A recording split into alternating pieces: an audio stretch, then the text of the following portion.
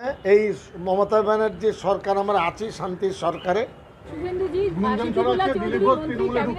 তিনি বলছেন যে মমতার সরকারে কি আমরা নিরাপদে আছি, উনি কোশ্চেন তুলছেন, সিদ্দিকুল্লাহ চৌধুরী কোশ্চেন তুলছেন। তো দম থাকলে পদত্যাগ করুন না, পদত্যাগ করে রাস্তায় বেরোন না, নামুন না। আমি বলে দিয়েছি সুবিচার না হলে দল ছেড়ে দেব। দল যদি বিচার না করে এরকম দলের পরও আমার নেই।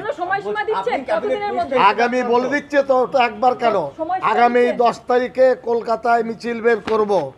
যদি থানার আইসির বিরুদ্ধে অ্যাকশন না হয়, আহমদ গুন্ডা বাহিনী যারা রেখেছে বড় বড় ডান্ডা পুলিশের সামনে গাড়িতে মারছে, আইসি দাঁড়িয়ে এত বড় 5 কেজি ওজনের ইট আমার কাঁধ ভেঙে দিল।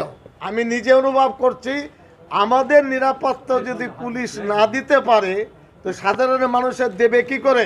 আমি বলে দিয়েছি সুবিচার না হলে দল ছেড়ে দেব। পদত্যাগ করুন না, পদত্যাগ করে রাস্তায় বেরোন না, নামুন না। করতে হয়, সম্পূর্ণ করতে হবে। আমি তো সব ফেলে দিয়ে 5 বছর আগে বিজেপিতে যোগ দিই। গাছের খাবো আর তলার পোড়াবো, দুটো হতে পারে। মমতার পুলিশকে নিয়ে ঘুরবো পাইলট কার নিয়ে, আর এ তো দর কষাকষি হচ্ছে মন্তেশ্বরে। আহমেদ বলছে আমি দাঁড়াবো, একে ভাগা, আর ও বলছে না আমি ছাড়বো না।